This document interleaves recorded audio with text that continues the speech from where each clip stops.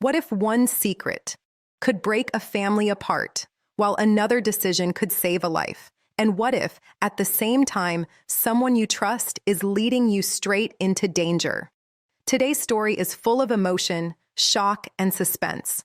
We're talking about broken trust, unexpected sacrifices, and a terrifying trap that no one saw coming. From heartfelt moments between a father and son to a dangerous game unfolding in Vegas, everything is about to collide in a way that changes lives forever. So stay with me, because this story keeps getting deeper and darker. Let's start at Crimson Lights, where emotions are running high. Holden is sitting there clearly overwhelmed. His mind is spinning after everything he just learned. He looks lost, like he doesn't even know what step to take next. Claire is with him, trying to calm him down. Holden opens up. He feels like he's failed his father, Malcolm.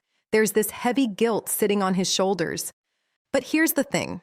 It's not even something he could control. Claire gently reminds him of that. She tells him, not being a match doesn't mean he did anything wrong. Sometimes life just doesn't work that way. But Holden goes deeper. He shares something very personal. He says he bought 2 baseball gloves and a ball. Yeah, sounds simple, right? But for him, it means everything. He always dreamed of playing catch with his dad. Just a normal, happy moment, something many people take for granted. And now, with everything happening, that dream feels like it might slip away. Claire understands. She doesn't dismiss it. Instead, she tells him something powerful. There's still time. If Holden wants that moment with Malcolm, he can still make it happen. That hits differently. For a second, you can feel hope again. But then, the conversation shifts. Holden brings up Stephanie, his mom. And he's not happy. He's angry. Because she kept a huge secret from him. Something that could have changed everything. That betrayal, it stings. He doesn't want to think about it anymore. He just wants to escape. So he asks Claire, let's get out of here. Let's grab lunch. Claire agrees. Seems like a simple plan, right? But things are never that simple. They head to society. And guess who they run into? Stephanie. Yeah, talk about awkward. Claire doesn't hesitate. She pulls Holden over and introduces them properly. Now Stephanie realizes something big. Claire knows the truth. The secret she tried to hide is no longer hidden. Stephanie quickly apologizes to Holden again. You can see she regrets it. She thanks Claire, too, for supporting her son during all this. Then she leaves, and after she's gone, Holden admits something interesting. Despite everything, he believes his mom's intentions were good. Her heart was in the right place. But sometimes, even good intentions can hurt people. Now let's move to another intense moment. At an outdoor cafe, Kane is there, and he overhears Lily talking on the phone. She's speaking to Malcolm, trying to reassure him that they'll find a donor. That's when Kane realizes something is seriously wrong. After she hangs up, he asks her directly, is Malcolm sick? Lily gets annoyed at first. She feels like he was listening in. She tries to walk away, but Kane doesn't let it go. He insists on helping. And finally, Lily gives in. She thanks him, but she's clearly surprised. Why would Kane want to help her after everything that happened between them? He tells her something simple, but powerful. I'd do anything for you. That line hits hard, because there's history there, pain, mistakes, regret. Lily even questions it. How can you be kind to me after what I did? But Kane doesn't care about the past anymore. He sees her now, scared, emotional, struggling, and in that moment, he just wants to be there for her. Lily breaks down in tears. That's when she explains everything. Malcolm has a serious condition, aplastic anemia. It's dangerous, and finding a donor is becoming more and more difficult. Time is running out. Then suddenly, Kane says something no one expected. I'll do it. I'll get tested. For a second, Lily is stunned. She didn't see that coming. Kane makes it clear. He's not doing this just to win her back. Yes, he still cares about her. But this is bigger than that. He wants to do something good, something meaningful, and maybe, just maybe, help her heal from past regrets, especially about not being able to save her father.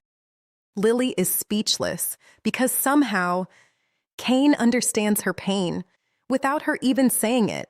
That kind of connection, it's rare. Soon after, Stephanie arrives. Lily had called her.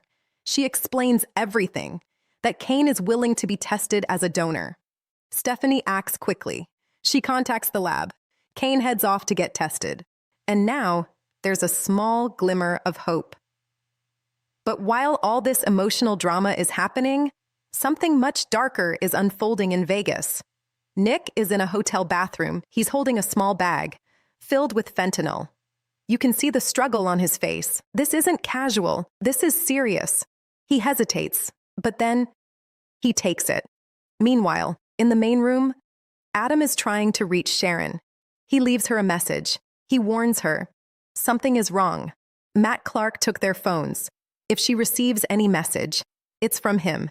He tells her to stay safe, to stay where she is. But here's the problem. Sharon and Noah are already on the move. They're driving, heading exactly where Matt told them to go, and they have no idea what they're walking into. Noah feels it, though. That gut feeling. Something isn't right. He even says it. This could end badly.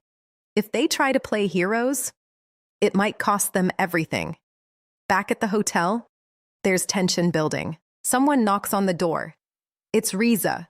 Chelsea is confused. Why is she back? Riza says she wants an update. Adam fills her in, but then things turn intense. They start questioning her, pushing her. Are you working with Matt? Riza denies it, but Chelsea doesn't believe her. The room gets heated.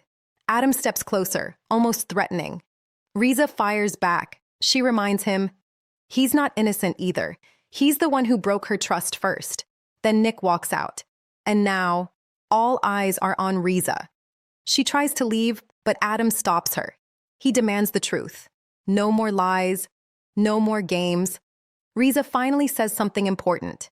If they want her to talk, they have to offer something in return, because speaking up could destroy her life, her business, her safety. Everything is at risk.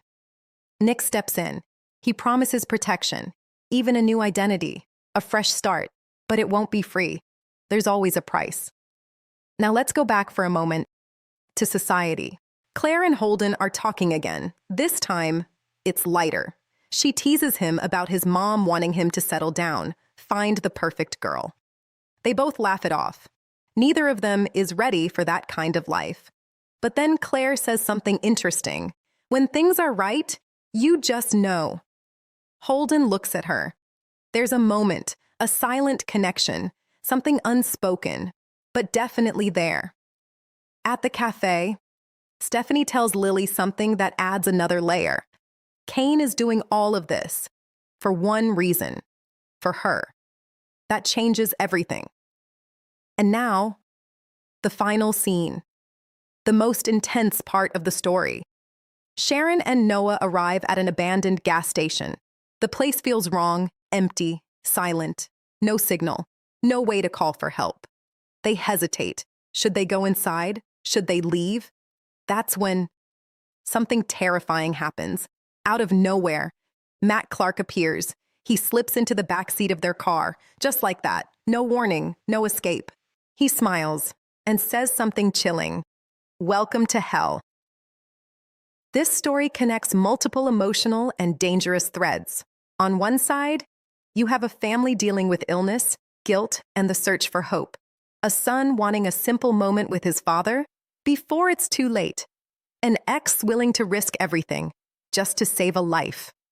On the other side, there's manipulation, secrets, and a dangerous game being played. Matt Clark isn't just a threat. He's controlling the situation from the shadows, and the people involved don't even realize how deep they're in. This contrast makes the story powerful, because while some characters are fighting to save lives, others are struggling just to survive. So what does all of this mean? First, it shows how fragile life can be. One moment, you're thinking about playing catch with your dad. Next moment, you're praying for a donor to save his life. Second, trust is everything. Secrets, lies, and hidden motives, they can destroy relationships fast. And finally, danger doesn't always come with a warning. Sometimes it's already sitting in the back seat, waiting for you. So, what do you think? Can Cain really save Malcolm? Or is it already too late? And what will happen to Sharon and Noah now that they're trapped with Matt? Drop your thoughts in the comments. I'd love to hear your opinion. And don't forget, sometimes the biggest twists come when you least expect them.